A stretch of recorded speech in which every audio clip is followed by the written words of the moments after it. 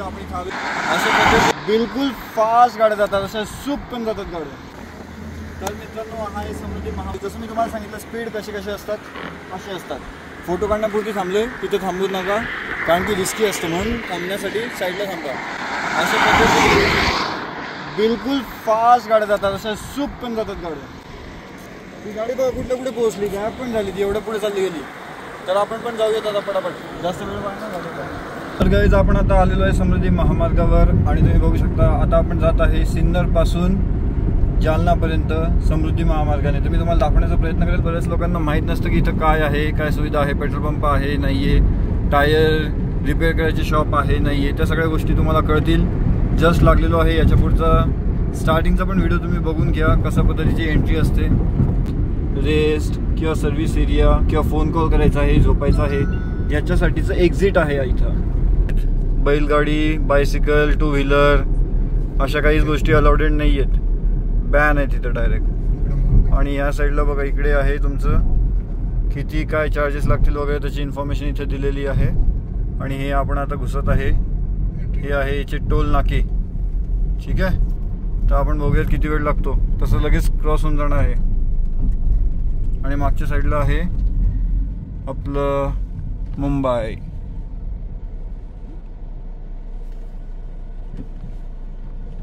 हे आलोय टोलवर आणि आता झालंय टोल क्लिअर. आता या साईडला कट होणार आपली इन टाइम नोट होईल आणि तुम्ही कुठे आउट करताय तो टाइम नोट होऊन तुमचे पैसे कट होणार. इथं तुम्ही चिटिंग करू शकत नाही की तुम्हाला एवढेच पैसे कसे गेले किंवा तुम्ही कमी पैसे भरणार, असं होण्याचा प्रश्नच येत नाही. बरी मोठी आहे. आता आपण लागलोय नागपूर साईडला, म्हणजे बुलढाणा साईडला. ओके, आणि मागच्या बाजूला आहे तुमचं मुंबई.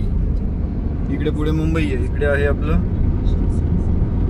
नागपूर. आणि आता मी स्पीड चांगल्या पैकी वाढवू शकतो, 120 पर्यंत मॅक्सिमम लिमिट इथं अलाउडेड आहे. बघा आता इथं बोर्ड तुम्हाला दिसेल काय काय लिहिलेलं आहे. शिर्डी, वैजापूर, नागपूर. कोणाचं एक्झिट किती किलोमीटरवर आहे ते तुम्हाला दिसेल.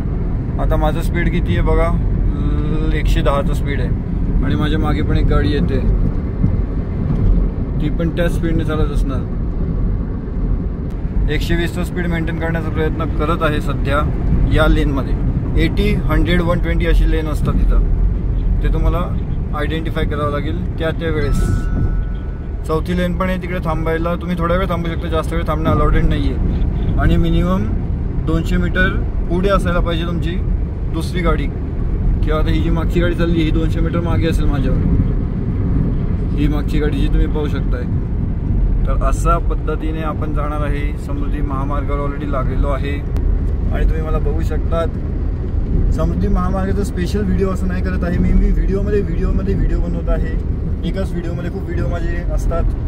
जसं मी पुण्याहून निघालो, पुण्याहून नाशिकला आलो, नाशिकवरून आता बुलढाण्याला चाललो आहे. सो सिन्नर मागे बुलढाणा तो व्हिडिओ चालू आहे. स्पीडचं तुम्हाला दाखवतो. हे तुम्ही आता बघा इथं लेन आहे 80, 100, 120. म्हणजे जसं आपण म्हटलं की ती तिकडची 80 लेन आहे, हे नाही हां ती 80 आहे, ही 100 आहे. आणि आता जिच्यात मी चाललो आहे ती 120 आहे. तर 120 मला मेंटेन करावं लागेल. ठीक आहे, तर मी इथं 120 मेंटेन करण्याचा प्रयत्न करतोय. बघा माझा 120 आहे या जागेवर आणि हा इकडे मला ओव्हरटेक करतोय. ॲक्च्युली हे झालं आता चुकीचं, कारण की हा इकडनं ओव्हरटेक करतोय. 120च्या पण वर चाललाय हा. माझी मी स्वतः 120वर आहे, हा त्याच्यापेक्षा वर चाललाय ओव्हरटेक करत. तर ह्याने ॲक्च्युली ओव्हरटेक इकडनं करायला पाहिजे, पण पॉसिबलच नाही आहे. त्याला ओव्हरटेक करायचं म्हटल्यावर त्याला इकडेच जावं लागेल. सो बरोबर केलं ॲक्च्युली त्याने. पण म्हणजे त्यांनी स्पीड वाढवला आहे 120च्या वर, तर लिमिटच्या वर गेला आहे. तर याच्यामुळे पण कदाचित ॲक्सिडेंट होतात जर तुम्ही अति स्पीड लिमिटच्या वर जात असाल तर. ठीक आहे, कारण की आता इथं जसं सांगितलं यांनी 120च्या वर जर तुम्ही जायला लागले तर इथं स्पीड कॅमेरे वगैरे बसवलेले आहेत. किंवा मग ते तुम्हाला जिकडे तुम्ही एक्झिट करणार तिकडे पण ते लोक तुम्हाला थांबवू शकतात. तो म्हणे तुम्हाला बरंचसं ट्रेन करू शकतात की तुम्हाला स्पीड लिमिट दिलेलं आहे, असं तसं बरंच सांगू शकतात. त्याच्यात तुमचा आणखी वेळ जाईल. त्यापेक्षा तुम्ही 120वर जर गेला तर काही हरकत नाही आहे. ठीक आहे, आणि इकडे अजून काय काय लिहिलेलं आहे बघा तुम्ही. रेस्ट सर्व्हिस एरिया इथं दिसतोय आपल्याला. आणि 1 किलोमीटरवरती पेट्रोल पंप, थोडीशी थांबण्याची सुविधा वगैरे आहे असं त्या बोर्डावर लिहिलं आहे 1 किलोमीटरच्या अंतरावर. तर आपण बघूयात 1 किलोमीटरच्या अंतरावर त्या गोष्टी आपल्याला बघायला भेटत आहेत की नाही भेटत आहेत. आणि ओव्हरऑल अशा पद्धतीचा समृद्धी महामार्ग आहे, पूर्ण बिलकुल क्लीन आहे. इझिली तुम्ही आरामात इथं क्रूज करू शकतात. म्हणजे जसं माझं 120चं मेंटेन आहे, तुम्हाला पाहिजे तुम्ही 100 मेंटेन करा किंवा मग तुम्ही 80 मेंटेन करा. हे बघा परत आलं, इथं एक्झिट आहे. म्हणजे या गोष्टी जर तुम्हाला हव्या आहेत, रेस्ट किंवा सर्व्हिस एरिया किंवा फोन कॉल करायचा आहे, झोपायचं आहे, याच्यासाठीचं एक्झिट आहे इथं. ठीक आहे, तर इकडनं तुम्हाला एक्झिट करावं लागेल त्या गोष्टीचा वापर करण्यासाठी.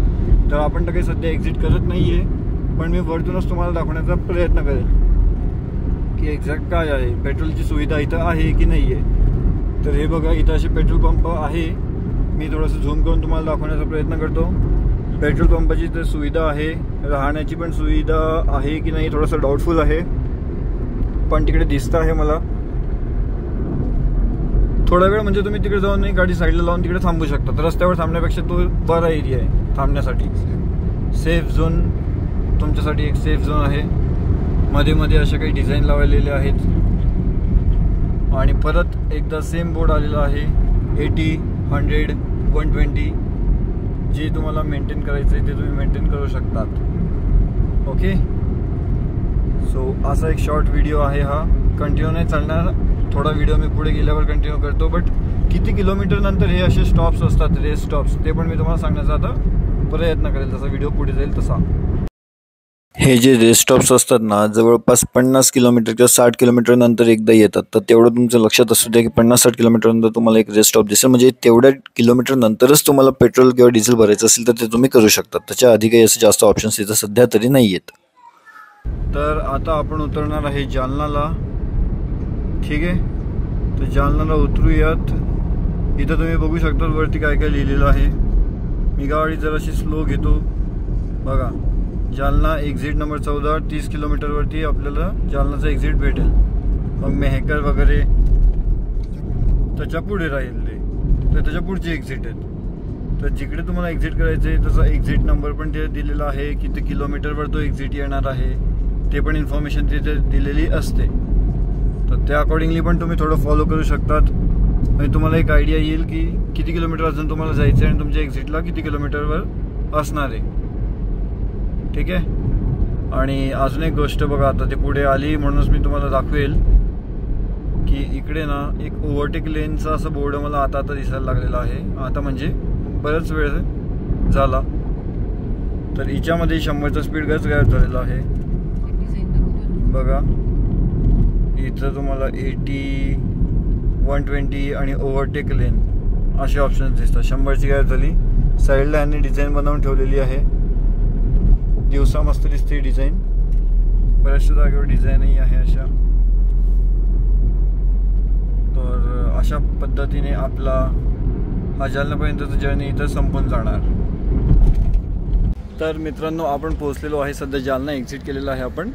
तर जालना एक्झिट म्हणजे काय केलं, तर आपण समृद्धी मार्गाचा जो जालना एक्झिट आहे त्याला एक्झिट केलेला आहे. ठीक आहे, म्हणजे समृद्धी मार्ग हा इकडनं चाललेला आहे, तुम्ही पाहू शकतात. इकडे जालना एक्झिट आहे.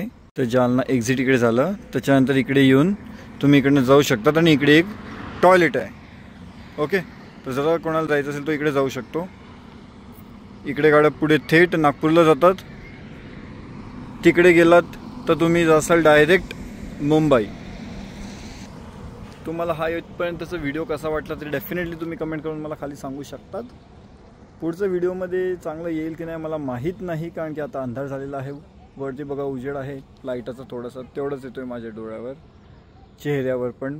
तर आवाज क्लिअर येत असेल तर नाही, तर असं आहे. आता आम्ही इकडनं जाणार, जेवण करणार.